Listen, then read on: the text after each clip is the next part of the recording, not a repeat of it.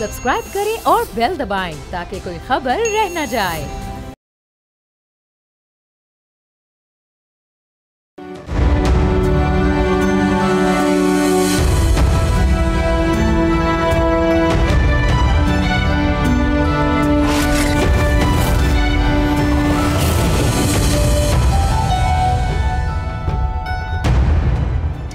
गुज़िश्ता हफ्ते सियासी मंजरनामे पर दो बड़ी अफवाहें छाई रही। पहली सदर मुमलिकत आसिफ अली जरदारी को ओहदे से हटाने से मुताल्लिक और दूसरी नवाज शरीफ की जेल में इमरान खान से मुमकिना मुलाकात की खबर। लेकिन हुकूमत ने इन खबरों को सख्ती से मुस्तरद कर दिया है। नायब वज़ीर आज़म इसहाक़ डार ने नवाज शरीफ के अडियाला जेल जाने की खबरों को बेबुनियाद अफवाहें करार दिया, जबकि वज़ीर दाखिला मोहसिन नकवी ने सदर मुमलिकत आसिफ अली जरदारी को हटाए जाने से मुताल्लिक सवाल पर अपना रद्द अमल देते हुए कहा कि पहली बार सियासी क़यादत और इस्टेब्लिशमेंट इकट्ठी हैं तो कुछ लोगों को तकलीफ हो रही है। सोशल मीडिया की खबरों पर ध्यान ना दिया करें। अलबत्ता आईनी तरमीम के हवाले से वज़ीर दाखिला ने कोई वाज़ेह जवाब नहीं दिया। अब सवाल यह है कि इन अफवाहों का मुहर्रिक कौन था? क्या ये फीलर्स हुकूमती इत्तेहाद के अंदर से छोड़े गए थे या अपोजिशन की जानिब से सोशल मीडिया पर उनको हवा दी गई? दूसरी तरफ स्पीकर पंजाब असम्बली ने सूरत हाल बड़ी दिलचस्प कर दी है। 26 अपोजिशन अरकान के खिलाफ नाअहली के रेफरेंस का फैसला जो है अब उसका उन्होंने दिफा किया है। उन्होंने कहा है कि अगर गलत बयानी पर वज़ीर आज़म को नाअहल किया जा सकता है तो ऐवान का वकार पामाल करने वालों को क्यों नहीं? लेकिन पार्टी के अंदर से इस फैसले पर इख्तलाफात ने एक नई बहस छेड़ दी है। क्या पंजाब असम्बली के स्पीकर अपनी जमात के अंदर मौजूद मुखालफिन को जवाब दे रहे हैं? इसके अलावा ज़रा PTI की अगर बात करें तो वहाँ पर इमरान खान के तर्जुमान नियाज़ुल्लाह नियाज़ी ने एक सख्त बयान दिया है।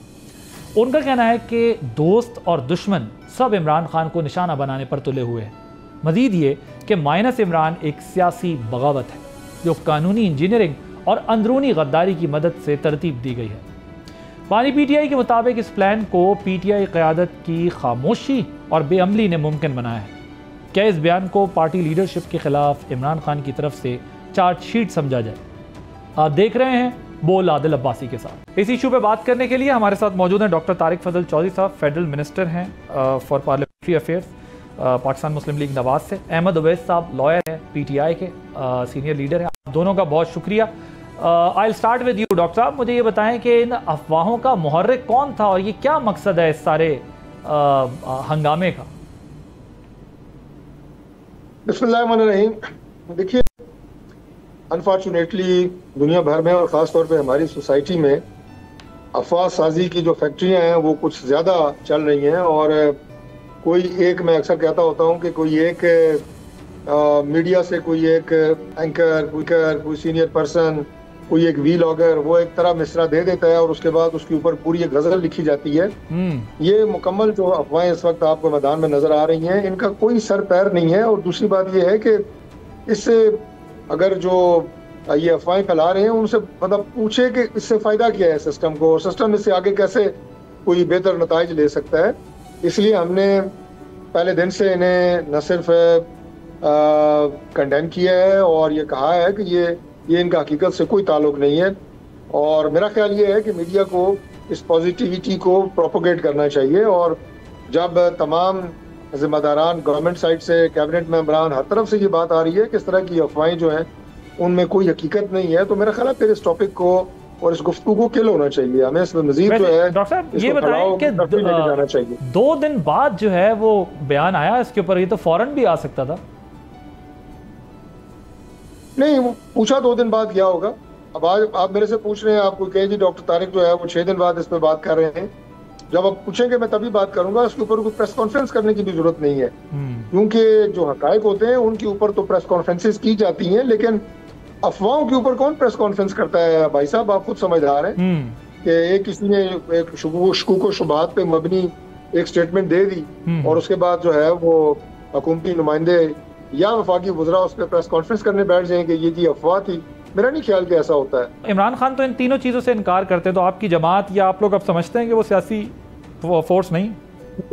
देखिए, मैंने एक नहीं कई मरतबा ये बात की है कि इमरान खान साहब एक बेहतरीन क्रिकेट के खिलाड़ी रहे हैं, पाकिस्तान के लिए वर्ल्ड कप जीता है, उनकी इंटरनेशनल सेलिब्रिटी रहे हैं, ये बात अपनी जगह हकीकत है, लेकिन जो सियासत सियासी अंदाज से की जाती है उससे वो वाकिफ नहीं है। देखिए, पाकिस्तान की सियासत के अंदर जिस तरह की मार धाड़ इंतशार जो अभी तक चल रहा है, और ख़ास तौर पे मुझे जो एतराज़ उनकी बीइंग प्राइम मिनिस्टर भी रहा कि जब बंदा प्राइम मिनिस्टर होता है तो वो बड़ी बात करता है, वो किसी को डीजल, किसी की मूछें मरोड़ना, किसी को उल्टा लटकाना, ये वो अल्फाज होते हैं जो प्राइम मिनिस्टर की शायाना शान नहीं होते। और फिर जब आप इस तरह के अल्फाज अदा करते हैं तो उसके बाद नीचे आप सोचें कि जो ट्रिकलिंग इफेक्ट होता है गली मोहल्ले की सियासत तक, उसके क्या असरात जाते हैं। तो ये वो रवैये हैं जिनकी वजह से हम समझते हैं कि वो जो सियासी असलूब है वो शायद उनसे वाकिफ नहीं है। हैविंग सेड दैट, मैं उसको रिलेट करूँ, अगर मुल्क की जो दूसरी सूरत हाल है, आप देखें कि पै दर पे अल्लाह ताला ने आपको इस रीजन में और पूरी दुनिया में कामयाबियां दी हैं, आपकी जियो पोलिटिकल सिचुएशन चेंज हुई है, इस खत्ते में आपको एक पीस स्टेबलाइजर के तौर पे दुनिया जान चुकी है। इंटरनेशनली पाकिस्तान को लोग अपनी दिफा की सलाहियत के हवाले से भी, और उसके बाद इस खत्ते में एक मस्बत रोल अदा करने के हवाले से और जारियत का जवाब जो है वो मुंह तोड़ आप ये कहें कि हमला करने के हवाले से और अपना दिफा करने के हवाले से अच्छे तरीके से जानते हैं। पाकिस्तान का बैन अवी तौर पर कद काठ में इजाफा हुआ है। तो अगर आप उन सारी कामयाबियों को देखें और उसके साथ आप इस पोलिटिकल इंस्टेबिलिटी जो दोबारा पैदा करने की कोशिश की जा रही है उसकी तरफ देखें, तो मेरा ख्याल है कि पाकिस्तान में आप सियासी इंतशार और फितना फसाद की अब कोई जगह नहीं है। कौम में इत्तेहाद पैदा हो चुका है और हमें इसे ट्रांसलेट करना है मुल्क को बेहतरी की तरफ लेके जाने के लिए। ठीक, अहमद उवैस साहब, डॉक्टर साहब कह रहे हैं कि अगर डेमोक्रेटिक नॉर्म्स हों तो बात कर ली जाए, की जा सकती है, कहते रहें, करते रहें, लेकिन आपकी लीडरशिप की तरफ से वो जेस्चर नहीं आया। इमरान खान साहब की बात कर रहे हैं बेसिकली, वो बाकी बाहर वाली लीडरशिप तो ठीक है, गुजारा करती है। दूसरा वो ये कह रहे हैं कि हम इसकी तरदीद करते हैं। आपकी पार्टी ने जब ये खबर सुनी तो आपकी पार्टी में क्या रिएक्शन था? क्योंकि सोशल मीडिया की हद तक तो हमें लग रहा था कि उल्टा नेगेटिव रिएक्शन आ रहा था इस बात का। ये किस खबर की बात कर रहे हैं आप? ये जो मियां साहब के अडियाला जेल जाने वाली खबर आई थी सामने। जी हाँ, बिस्मिल्लाह। देखिए, बात यह है, जहाँ तक मियां साहब की खबर है, जब मैंने भी ये खबर पढ़ी थी तो मेरा तो बड़ा पॉजिटिव रिएक्शन था इसके ऊपर। उसकी वजह यह है कि मैंने तो आज से मेरे ख्याल में तकरीबन अगर साल नहीं तो साल के लगभग 8-10 महीने पहले एक प्रोग्राम में मैंने कहा था कि इस वक्त जो पॉलिटिशियंस और पॉलिटिकल लीडरशिप जो सारी चल रही है, मियां Nawaz Sharif is the only person के जो 3 दफ़ा प्राइम मिनिस्टर बने हुए हैं। कता नज़र के किसी का क्या पास्ट है, क्या सिचुएशन है, सीनियर आदमी हैं और उनको चाहिए ये था कि ये पॉलिटिकल इम्पॉज जो है, एक डेडलॉक जो पैदा हो चुका हुआ है, उसके बहुत सारे रीज़न हैं, उसको ख़त्म करने के लिए मियां साहब को इस एज में चाहिए कि एक इनिशिएटिव लें, क्योंकि जो हुकूमती पार्टी होती है उसको मैग्नानिमिटी दिखानी होती है और वो ज़्यादा अच्छी और पॉजिटिव सेंस में हमेशा ली जाती है। इसलिए मेरा तो रिएक्शन पॉजिटिव था ये खबर पढ़ के और सुन के भी। और बाकी जहाँ तक है कि पॉलिटिकल डायलॉग जो है ये पॉलिटिशियंस का काम है और पॉलिटिकल एक्टिविटी का हिस्सा है कि डायलॉग से मसले हल करने। और अब ये आप कहें कि इन्होंने जैसे ये कोल्ड शोल्डर दिया है अगर इमरान खान ने, तो ये मैं इसको इनकार करूँगा इस वजह से कि आप ज़रा से, मैं बिल्कुल आपको जो ग्राउंड रियलिटी है उसकी तरफ लेके जाऊंगा, ये नहीं कि मैं अपनी प्रिजम्पशन के ऊपर को बात करूंगा। आप देखिए कि दिसंबर के एंड में, 2024 दिसंबर के एंड में पहली मीटिंग जो है, एक जो हुकूमती पार्टी बनी, एक टीम बनी, जो एक इमरान खान की तरफ से जो PTI की टीम बनी, उसके साथ ये फैसला हुआ कि ये जाके हुकूमत की टीम के साथ एक गुफ्त शनीद का आगाज़ करेंगे। पहला तो नेगेटिव एस्पेक्ट उसका ये हुआ कि अडियाला जेल में जब ये फैसला हुआ, उनसे मिलने गए थे ये, और उमर अयूब की सरबराही में ये टीम अनाउंस इमरान खान ने की, तो अडियाला जेल से बाहर निकलता ही सब के सब मेंबरान को गिरफ्तार कर लिया गया। आप बताइए कि एक पॉलिटिकल डायलॉग करने का क्या ये तरीक़ेकार आप इसको दुरुस्त फरमाएंगे? दूसरी बात आगे चलिए उसके बाद ये पहली मीटिंग हुई और तय पाया कि 2 जनवरी को 2 जनवरी को दूसरी मीटिंग होगी।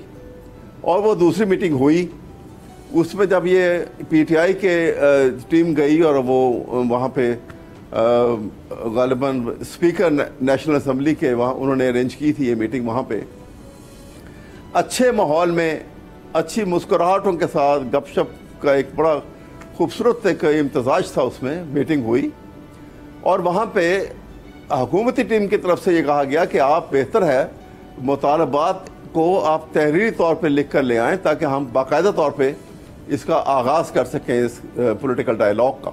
ठीक। और उसी वक्त ये तय हो गया कि आपकी कल मीटिंग करवा दी जाएगी अगर आप इनकी सजेशन के ऊपर कि इमरान खान से आप मिल लें। जब पीटीआई की टीम ने कहा कि हम उनसे मिल के हम मशवरा कर लेते हैं, उनका ठीक है आप कल मिल लें और उसके बाद हमें आप तहरीरी हमें भेजें और हम उसके बाद फ़ौरन मीटिंग रख लेते हैं। वो कल कभी ना आई। फिर आपसे बिल्कुल ये रिकॉर्डेड बात कर रहा हूँ मैं, बिल्कुल वो 2 तारीख के बाद वो 14 दिन गुजर गए और वो मीटिंग ना होने दी गई। सर वो कहते हैं कि आप लोगों ने मुतालबात लिख के नहीं दिए ना। पावरफुल हो गया कि प्राइम मिनिस्टर की टीम जो है वो उसके आगे हथियार डाल गई। मैं बताता रहा हूँ आपको, यही तो बात कर रहा हूँ कि मुतालबात को लिख के देने के लिए ये तय पाया था कि इमरान खान से मुलाकात होगी और वहां से मशवरा करने के बाद ये तहरीरी तो आप कहते हैं कि मुज़ाकरात होने चाहिए, बातचीत होने चाहिए, लेकिन हुकूमत बेख्तियार है, इस वजह से ये नहीं कर पा रही।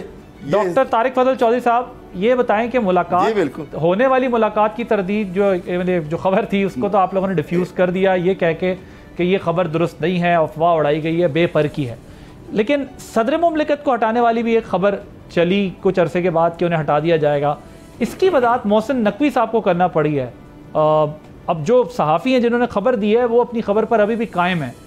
ऐसी भी कोई बात हो रही है, कहीं कोई डिस्कशन हुई है? देखिए मेरा ख्याल है उसके ऊपर भी वजाहत आ चुकी है और वो बिल्कुल एक अफवाह है। इस तरह की कोई भी बात जो है वो ज़ेर गौर नहीं है। और अगर वज़ीर दाखिला साहब ने इसकी वजाहत कर दी है तो मेरा ख्याल है इसमें बिल्कुल क्लैरिटी होनी चाहिए।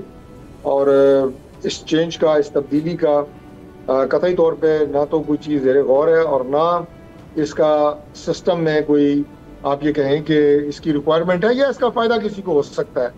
अब उन्होंने चेंज करके कि हमने खुद तो नहीं लगना। और सबसे बड़ी बात यह है कि पाकिस्तान पीपल्स पार्टी के लिए बेपनाह जो है वो रिस्पेक्ट है हमारी रैंक्स एंड फाइल्स में। बिलखुसूस प्राइम मिनिस्टर शहबाज शरीफ साहब तमाम पाकिस्तान पीपल्स पार्टी की क़यादत को बड़ी इज्जत और कदर की नज़र से देखते हैं और वो हमारे इत्तेहादी हैं। कैबिनेट में शामिल करने पर क्या बातचीत हो रही है? कोई करीब है मामला? मुतअद्दिद दफ़ा उन्हें दावत दे चुके हैं। अभी भी जो 27 फरवरी को कैबिनेट में एक्सपेंशन हुई है उसकी डिले की एक वजह ये थी कि हमने पाकिस्तान पीपल्स पार्टी को दावत दी थी कि आप कैबिनेट का हिस्सा बने। लेकिन ये उनका अपना एक फैसला है कि उन्होंने जो कॉन्स्टिट्यूशनल पोजीशंस का मैंने जिक्र किया जिसमें प्रेसिडेंट साहब की पोजीशन है, चेयरमैन सेनेट की पोजीशन है, उसके अलावा गवर्नर्स उन्होंने मुख्तलिफ सूबों में वो अपने चॉइस के लिए हैं। पाकिस्तान पीपल्स पार्टी को ये इख्तियार था कि वो अपने गवर्नर्स नॉमिनेट करे। तो ये वो आप ये कहें कि एक अंडरस्टैंडिंग थी इससे कोalition की जो उनके साथ हमारी चल रही है। बहरहाल हमारी तरफ से दावत उन्हें दी गई थी लेकिन उन्होंने इसे एक्सेप्ट नहीं किया। ये उनकी अपनी स्वाबदीद है। पाकिस्तान मुस्लिम लीग नून हमेशा इस बात की ख्वाहिशमंद रही है कि वो कैबिनेट का हिस्सा बने। राइट। अहमद अवैस साहब ये बताइएगा, ये जो मोहसिन नकवी साहब ने बात की है वो कह रहे हैं कि कुछ लोग जो हैं वो उनको इस्टेब्लिशमेंट और हुकूमत का अखड़ जो है वो अच्छा नहीं लग रहा, उनका साथ होना अच्छा नहीं लग रहा, बहुत तकलीफ हो रही है। तो क्या आपकी जमात भी उसमें शामिल है कि इस्टेब्लिशमेंट और हुकूमत एक पेज पर हैं और जहाँ पर वो ख़बर देने वालों पर थोड़ा सा इशारा दे रहे हैं वहाँ पर ये भी कह रहे हैं कुछ लोगों को अच्छी नहीं लग रही, उसमें आपकी जमात भी शामिल है? नहीं, मेरे ख्याल में इसके ऊपर तो कोई नहीं है। हम तो हमारा तो मैं बहरहाल ये अब डिस्कशन के अंदर भी जो बातचीत होती रही, मैं तो ये कहता रहा हूँ कि ये हम तो इनको बराबर समझते भी नहीं हैं। हम तो कहते हैं कि इस्टेब्लिशमेंट जो है वो खालिक है और ये हुकूमत जो है वो मखलूक है। इसलिए हमें कोई इसके ऊपर ना तशवीश है ना हमें कोई इसके ऊपर कोई जेलसी है। हुकूमत जैसे है बनी हुई है, जो हालात हैं वो सबके सामने हैं। लेकिन मैं तो ख्वाहिशमंद हूँ इस बात का कि इसके पॉलिटिकल डायलॉग के ज़रिए या किसी तरीके से ये मसले को एक ऐसा हल निकलना चाहिए। पाकिस्तान मुकम्मल हो नहीं सकता कि ये मामलात अगर इसी तरह से आगे चलेंगे तो ये एक बहुत खतरनाक स्वरूप इख्तियार कर सकते हैं, क्योंकि इकॉनमी संभली नहीं गई है। अहमद साहब 2018 में जितनी दफा भी कह लें कि ये बहुत अच्छी इकॉनमी हो गई है, लेकिन 2018 में करें क्या एस्टेब्लिशमेंट मखलूक थी और खालिक थी और आप लोग मखलूक थे? नहीं, देखें तो फिर ये मसला कैसे आगे बढ़ेगा सर? इसमें कोई शक नहीं है, लेकिन देखिए इलेक्शन में हमारे यहाँ की जो रवायत रही है, क्योंकि तारिक फजल चौधरी साहब भी यही कहेंगे नहीं ऐसा नहीं है, वो खालिक और मखलूक वाली बात नहीं थी। पीटीआई के पास कोई नारा ही ना रह जाता आगे लगाने के लिए। थोड़ा आगे बढ़ते हैं सर, लेकिन नहीं हुआ है ना कि हमारे यहाँ कोई भी इलेक्शन को नहीं मानता, क्योंकि वो भी ये कहते हैं कि आरटीएस के जरिए 2018 में 45 सीटें अगर ना ली जाती, हमें ना हराया जाता, तो आज नौबत यहाँ ना आती कि डेडलॉक हो गया है, स्टेलमेट हो गया पाकिस्तान की पॉलिटिक्स में। लेकिन चले अब इससे थोड़ा आगे बढ़ते हैं। मैं आपसे ये पूछना चाहता हूँ, मुझे बताइए जो आपकी पार्टी के तर्जुमान है न्याजुल्लाह न्याजी, उन्होंने कहा है कि उन्होंने लीडरशिप को चार्जशीट किया है इमरान खान की तरफ से। उन्होंने कहा है कि कुछ गद्दार हैं लोग, पार्टी के अंदर हैं लोग ऐसे जो जिनकी वजह से ये माइनस पीटीआई प्लान का हिस्सा हैं। सो ये वकला को भी जिम्मेदार करार दिया है उन्होंने। तो आपकी पार्टी में इस वक्त क्या मसला चल रहा है? क्या वकीलों की ज़रूरत ख़त्म होती जा रही है क्योंकि अदालतों का मामला तब्दील हो गया है, इस वजह से अब वकीलों के ऊपर बंदूकें घूम गई हैं अंदर, क्योंकि ये कह रहे हैं कि हमारी लीडरशिप कॉम्प्रोमाइज़ है, वरना ये ना होता? देखिए बात यह है कि जो इस वक्त ज़मीनी हक़ाइक़ हैं जिनको इग्नोर नहीं किया जा सकता, वो तो ये हैं कि 26वीं तरमीम के बाद ये तो बात मुसद्दका है कि सुप्रीम पाकिस्तान के आइन की वो कैफियत है इस वक्त कि एक यूँ समझ लीजिए सर, मगर अपनी पार्टी का बताएं ना, न्याजुल्लाह न्याजी साहब हों या उनकी बहन हो अलीमा खान साहब हों, वो कह रहे हैं कि पार्टी ने माइनस कर दिया इमरान खान को। नहीं, मेरा नहीं ख्याल पार्टी इसलिए नहीं कर सकती है कि उनकी हैसियत किसी की नहीं है।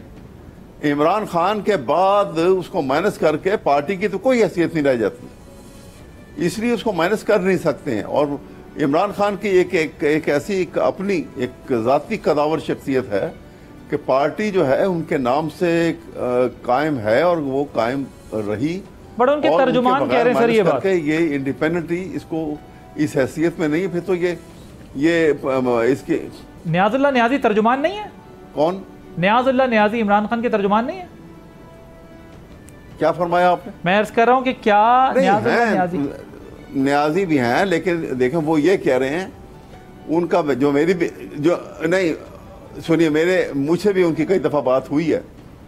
पार्टी के अंदर जो बीच में फ्रेगमेंटेशन हुई है वो एक अच्छी बात नहीं है और उसके बहुत सारे रीज़न है। लेकिन सर पार्टी के आपके अपने लोग, अब अलीमा खान साहबा ने भी कहा कि गंडापुर साहब माइनस कर रहे हैं, यही बात अब न्याजुल्लाह न्याजी साहब कह रहे हैं कि वकला की बैड पॉलिसी, बैड स्ट्रेटजी की वजह से ये सब मसले मसाइल हुए हैं। अकबर बाबर को अगर इलेक्शन इंट्रा पार्टी लड़ने दिया जाता तो हम बल्ले के निशान से महरूम ना होते।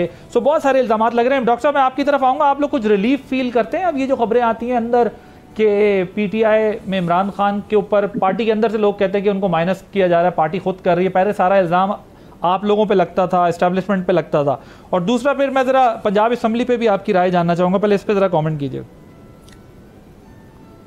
देखिए भाई साहब, हम पाकिस्तान तहरीक-ए-इंसाफ के जो अंदरूनी इख्तलाफात हैं या जो इनकी रैंक्स एंड फाइल्स में आपको एक दूसरे के ऊपर इल्ज़ाम तराशी नज़र आती है, कभी कहते हैं इमरान खान माइनस हो गए हैं, कभी कहते हैं नहीं माइनस हुए। हमें इससे खुशी तब हासिल हो कि जब ये हमारा कोई टारगेट हो या हम इसके लिए कोई कोशिश कर रहे हो। अच्छा। या ये बात हमारे एजेंडे पे हो। हमारा एजेंडा इससे अक्सर मुख्तलिफ। मैंने आपको मुख्तसरन पाकिस्तान का जो इस वक्त कैफियत है इस रीजन में, साउथ एशिया में, इंटरनेशनली, वो मुकम्मल बदल चुकी है।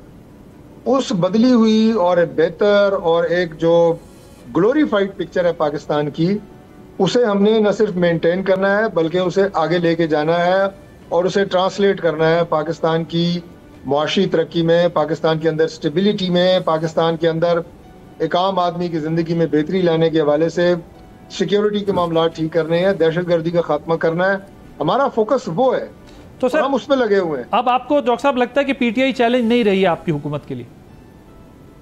देखिए, पीटीआई जो है वो एक सियासी जमात है, वो अपने तौर पर जो कोशिश कर रही है वो जरूर करे। हम उन्हें बार बार कह रहे हैं कि बैठ के बातचीत के जरिए मामलात अगर आप तय करना चाहते हैं तो हम उसके लिए तैयार हैं। उधर हम अपना एक पॉलिटिकल जो रोल है वो ना हमने छोड़ा है, ना हम उसको भूले, उसके लिए हम तैयार हैं। लेकिन ये कि कहना जी हमें से बड़े खुश हैं कि जनाब वो तहरीक इंसाफ में दरारें पड़ गई, टूट फूट हो गई, फलां, नहीं, हमारा ना ये फोकस है और ना, जैसे पहले मैंने कहा कि ना हम इस मिशन पे हैं। ये उनका अपना एक जाती मामला है। लेकिन मैं एक बात जरूर आपको कह दूं, ये जो आपने नियाजुल्लाह न्याई साहब का गो कि मेरा कोई कमेंट करना बनता नहीं है, लेकिन आप थोड़ी देर के लिए समझ लें कि मैं कोई तजियाकार हूँ। पाकिस्तान तहरीक इंसाफ की फ्रंट रैंक्स के अंदर बहुत सारे ऐसे लोग हैं जो चाहते ही नहीं है कि इमरान खान बाहर आए। उसकी वजह यह है कि उनकी अपनी जो सियासत है वो लपेट में आती हुई नजर आती है। कुछ जेन्युइन लोग हैं, बहुत सारे हैं। अभी अवैस साहब हैं, जेन्युइन पॉलिटिकल वर्कर हैं माशाल्लाह, एक पार्टी के लॉयलिस्ट हैं, उन्हें अपनी जो लीगल सपोर्ट है वो भी देते हैं। लेकिन ये जो बयानबाजी की हद तक लोग आपको ना नारेबाजियां और बयानबाजी और उल्टे सीधे बयानात करते नजर आते हैं, वो उनके सारे कर्तव्य खत्म हो जाएंगे जब इमरान खान बाहर आएगा। ठीक, डॉक्टर इसलिए वो साहब नहीं चाहते कि इमरान खान बाहर आए। सो आप लोग ये समझते हैं कि इंटरनल इनका जो फड्डा लगा हुआ है ये खुद ही इससे निमट लेंगे, ये चैलेंज नहीं है अब आप लोगों के लिए? पीटीआई एक पार्टी है, जमात है, लेकिन चैलेंज नहीं है। दूसरा, आप कह रहे हैं कि ये अपने सर्वाइवल के लिए जो पार्टी के बाहर लोग हैं ये सब कुछ कर रहे हैं। ये तो अहमद साहब इसका जवाब देंगे। डिस्कशन हमारी जारी है, एक ब्रेक लेंगे, ब्रेक के बाद जब वापस आएंगे तो पंजाब असेंबली के मुतालिक भी पूछेंगे आफ्टर दिस ब्रेक।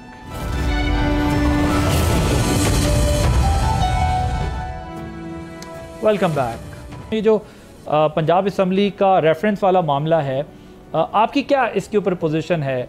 क्या होना चाहिए? ये नाअहल हो जाने चाहिए अरकान या क्या होना चाहिए? देखिए, स्पीकर रेफरेंस भेज सकता है, स्पीकर उन्हें डिस्क्वालीफाई नहीं कर सकता। वो तो इलेक्शन कमीशन स्पीकर ने अपनी एक ऑब्जर्वेशन दी है इलेक्शन कमीशन ऑफ पाकिस्तान को कि मेरी समझ के मुताबिक और मेरी जो एक पॉलिटिकल एक्सपीरियंस है, सोच है, तजर्बा है, उसके मुताबिक जो इन लोगों का कंडक्ट था during the proceedings of the assembly, ये इस काबिल नहीं है कि इसे टॉलरेट किया जाए। और मैं आपके पास बतौर रेफरेंस मूव कर रहा हूँ, ज़ाहिर है उसकी वीडियो फुटेजेस होती हैं, उसकी तमाम असेंबली की कार्रवाई इलेक्शन कमीशन ने देखनी है, और इलेक्शन कमीशन अगर समझेगा कि ये वाकई इस काबिल हैं कि इनके खिलाफ एक्शन होना चाहिए तो वो लेगा, वरना ये PMLN या PMLN की गवर्नमेंट जो पंजाब में है इस वक्त, वो ये एक्शन नहीं ले रही और ना वो लेने का आईनी इख्तियार रखती है। ये एक उनकी गलती और कोताही है जिसको हमने रेफर किया है इलेक्शन कमीशन ऑफ पाकिस्तान को। बाकी फैसला इलेक्शन कमीशन ने करना है। ओके, लेकिन आप समझते हैं कि ठीक किया स्पीकर ने वहां भेज के इलेक्शन कमीशन को? क्योंकि पार्टी में आपकी ओपिनियन ये है कि ये दरवाजा खुल जाएगा लोगों को घर भेजने का। स्पीकर ने अपनी दानिस्त में एक एक्शन लिया है, उसके ऊपर आप ये कहें कि उसको तनकीद भी कर सकते हैं, उसकी सपोर्ट भी कर सकते हैं, लेकिन मैं समझता हूँ कि वो एक इंतहाई मंजे हुए और ज़ीरत सियासतदान है।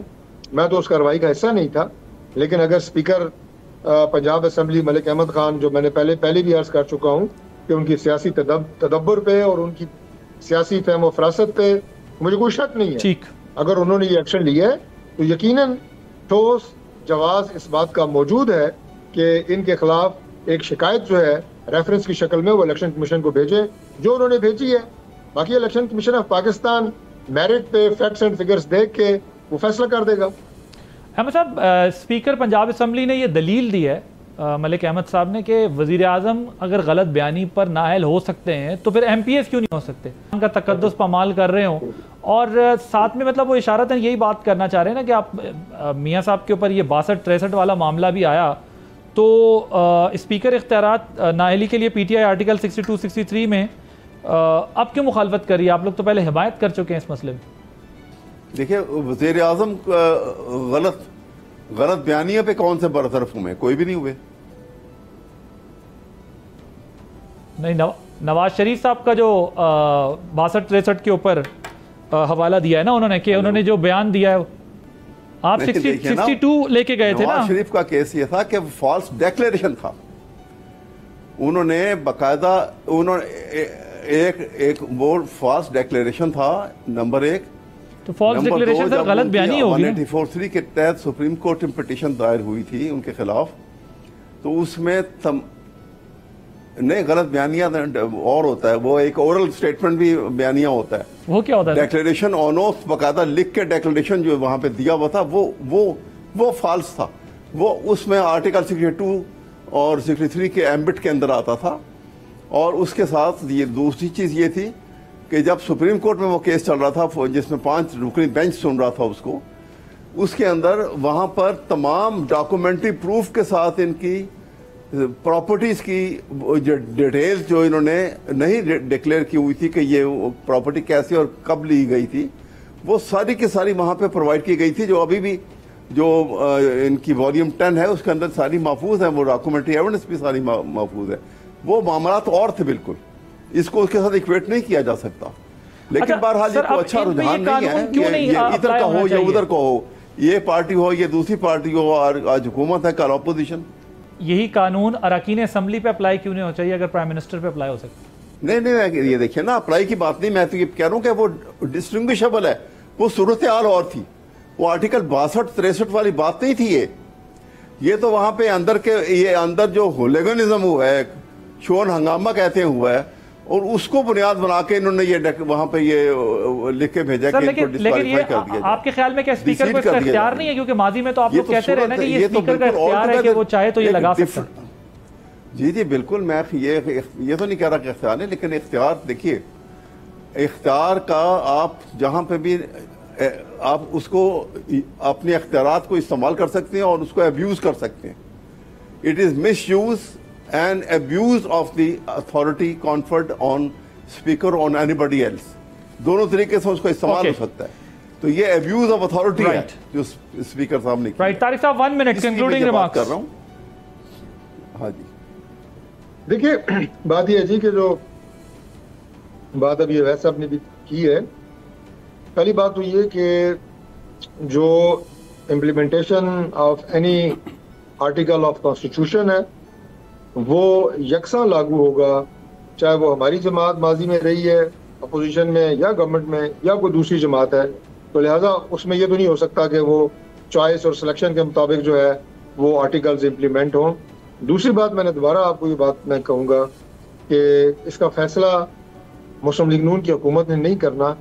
जो कंडक्ट आपको आप ये कहें कि मैंडेट आपको दे के लोग भेजते हैं असेंबली के अंदर, वहाँ पे आपका कंडक्ट मैटर करता है। वहां पे सिर्फ छलांगे जो डेस्क होते हैं उनके ऊपर चढ़ के मारना, माँ बहन की एक दूसरे को गालियां देना, कागज जहाज बना के उड़ाने, स्पीकर के डाइस पे हमले कर देने। और हमारा तो यहाँ पे असेंबली में उन्होंने वजीर खजाना पे फिजिकल अटैक कर दिया था। हमारे अगर 4 लोग वजीर खजाना के सामने न खड़े होते तो वो तो उन्हें गले से पकड़ने के दरपे हो गए थे। तो ये वो कंडक्ट नहीं है जिसके लिए आप वोट लेके असेंबली में आते हैं। इसकी मजम्मत करनी चाहिए, इस रवैये को ठीक करने की जरूरत है। और बजट आपने सुना नहीं, वजीर खजाना खड़े हुए हैं, उन्होंने बिस्मिल्लाह पढ़ी है और आपने उन पे हमला कर दिया है। ये तो कोई तरीका नहीं है ना। ये तो मतलब वो है कि बस मैंने मारना ही मारना है, मैंने माहौल खराब करना ही करना है। ये कौन सी जमहूरियत है? ये कौन सी सियासत है? ये कौन सी इक़्तिदार है? तो इन्हीं को स्पीकर ने पॉइंट आउट किया है, पंजाब असेंबली के स्पीकर ने। आगे देखें लेट्स इलेक्शन कमीशन कि वो क्या डिसाइड करता है। Thank you so much doctor Tariq Fazal Chaudhry साहब, federal minister parliamentary affairs, Ahmed Uwais साहब, पाकिस्तान तहरीक, आप दोनों का बहुत शुक्रिया। एक ब्रेक लेंगे, ब्रेक के बाद जब वापस आएंगे तो एक और इम्पॉर्टेंट इशू पर बात करेंगे आफ्टर दिस शॉर्ट ब्रेक।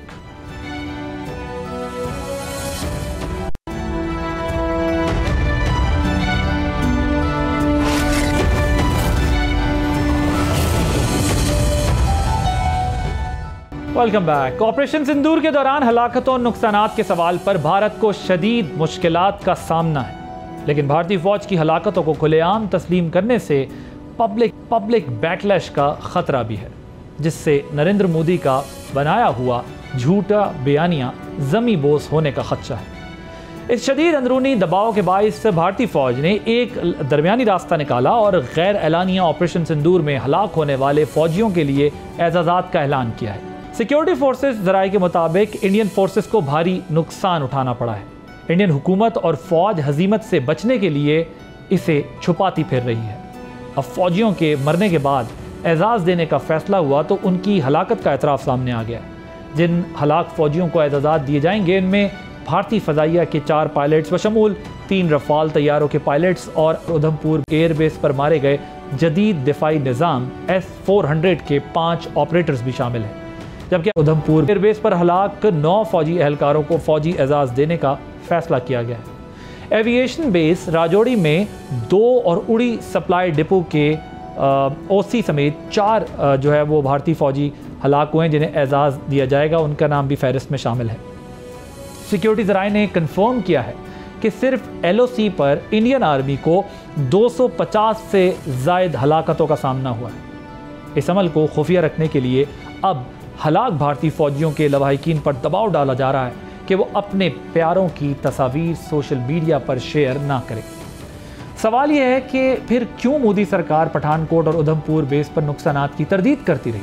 अगर पहले इंडियन आर्मी ने हलाकतें तस्लीम नहीं की तो अब अंदरूनी दबाव पर क्यों एजाज़ात दिए जा रहे हैं? दूसरी तरफ इंडियन फ़ौज की आला क़यादत भी शिकस्त का एतराफ़ करने लगी है, अगरचे वो इसका क्रेडिट चीन को दे रहे हैं। भारतीय deputy chief of army staff जो है लेफ्टिनेंट जनरल राहुल सिंह का बयान देखा होगा जो 4 जुलाई को आया। उन्होंने कहा, एक सिक्योरिटी सेमिनार में बात करते हुए क्लियर कट तरीके से एतराफ़ किया कि हालिया जंग के दौरान इलेक्ट्रॉनिक वॉरफेयर में पाकिस्तान ने भारतीय फ़ौज को सरप्राइज़ दिया, लेकिन साथ ही ये तौजीह पेश की कि भारत को एक फ्रंट पर 3 एडवर्सरीज़ का सामना था, यानी कि मुखालफत का। चीन पाकिस्तान को इंडिया की अस्करी तनसीबात के हवाले से लाइव मालूमात फराहम कर रहा था, जबकि तुर्की की जानिब से ड्रोन सप्लाई जारी थी। इंडियन डेप्यूटी चीफ के मुताबिक इसके बरक्स भारतीय फ़ौज को बरवक्त सामान नहीं मिला था। इससे बढ़कर शिकस्त का एतराफ़ क्या हो सकता है? जहाँ तक भारतीय चीफ की जानिब से चीन और तुर्की की मदद का इल्ज़ाम है, तो क्या इंडिया दीगर ममालिक बशमूल अमरीका, रूस, फ्रांस और इसराइल से असलहा नहीं लेता? क्या पाकिस्तान ने इस हवाले से कोई बहाना बनाया है? असल बात यह है कि नरेंद्र मोदी की इंतहा पसंदी एजेंडे की तकमील के लिए इंडियन आर्मी ने मिस कैलकुलेट किया, जो बैकफायर हो गया। अब इस हजीमत से बचने के लिए जवाब गढ़े जा रहे हैं। अब से कुछ दिन पहले इंडोनेशिया में मौजूद इंडियन डिफेंस अटैशी ने इंडियन हुकूमत को मुर्द इल्ज़ाम ठहराया था और साफ कहा था कि सियासी हुकूमत की जानिब से ऑपरेशनल फ्री हैंड ना देने की वजह से भारत को जंगी तैयारों में नुकसान उठाना पड़ा। अब ये बात ऑन रिकॉर्ड है कि भारतीय वज़ीर आज़म ने पाकिस्तान पर हमला करने के लिए अपनी अफवाज को मुकम्मल ऑपरेशनल फ्रीडम दी थी और ऐलान किया था कि जो मुनासिब समझें वो कर लें, लेकिन अब एक दूसरे पर ब्लेम शिफ्ट किया जा रहा है। यही वजह है कि इंडियन डेप्यूटी आर्मी चीफ ने भी पाकिस्तान के अपर हैंड का बरमला एतराफ़ करने के बजाय चीन को इसका क्रेडिट देने की कोशिश की। जनरल राहुल सिंह ने दोनों मुल्कों के DGMOs के दरमियान राब्तों का हवाला दिया, जिसमें पाकिस्तान की तरफ से इंडियन मिसाइल्स की दुरुस्त लोकेशन बताकर कहा गया कि उन्हें पीछे हटा लें। उसके बाद इंडियन डेप्यूटी चीफ ने यह एतराफ़ भी किया कि फ़ौज की ज़रूरत के मुताबिक लोकल मैन्युफैक्चरर्स ने हथियार सप्लाई नहीं की। इस हवाले से उन्होंने कहा कि अप्रैल में जब लोकल मैन्युफैक्चरर से रब्ता किया गया तो सब ने यकीन दिला दिया, लेकिन वक्त आने पर किसी ने भी सप्लाई मुहैया नहीं की। जनरल राहुल सिंह ने बिलाखिर कह दिया कि अगर हथियारों की बरवक्त सप्लाई होती तो जंग का नक्शा बदल सकता था, यानी वेपन्स की कमी की वजह से हम जीत नहीं सके। इससे बढ़कर शिकस्त का एतराफ़ और क्या हो सकता है? उधर दूसरी तरफ आज field marshal general Asim Munir ने नेशनल डिफेंस यूनिवर्सिटी का दौरा किया और भारत की जानिब से शिकस्त की तौजीहात पेश करने के अमल को एड्रेस किया। फील्ड मार्शल का कहना था कि भारत की जानिब से ऑपरेशन सिंदूर में नाकामी की गैर मंतकी तौजीहात पेश करना दरअसल भारत की ऑपरेशनल तैयारी और स्ट्रेटेजिक दूर अंदेशी की कमी को साबित करता है। उन्होंने वादे किया कि पाकिस्तान की कामयाबी में भारत की जानिब से बैरूनी हिमायत जैसे इल्ज़ामात गैर जिम्मेदाराना और हक़ाइक़ के मुनाफी हैं, जो पाकिस्तान की कामयाबी को तस्लीम करने में रिवायती हिचकिचाहट की अक्कासी करते हैं, जिसकी वजह से वो पाकिस्तान की दिहाइयों पर मबनी हिकमत अमली, मकामी सलाहियत और मजबूत इदारों की बुनियाद पर कामयाबी को तस्लीम करने से इनकार करते हैं। आर्मी चीफ ने कहा कि भारत के इन बयानात का मकसद खित्ते में so called net security provider के खुद साख्ता रोल की नाकाम कोशिश है, वो भी ऐसे वक्त में जब खित्ते के ममालिक भारत की जारहाना और हिंदुत्व नज़रिए से तंग आ चुके हैं। फिर आर्मी चीफ ने पाकिस्तान की फतह की वजह कहा कि जंगे मीडिया की बयानबाजी, इम्पोर्टेड फैंसी जंगी साजो सामान या सियासी नारेबाजी से नहीं जीती जाती, बल्कि जंगे यकीन महकम, पेशा वराना काबिलियत और ऑपरेशनल शफाफियत इदारों की मजबूती और कौमी अज़्म व हौसले के ज़रिए से जीती जाती है।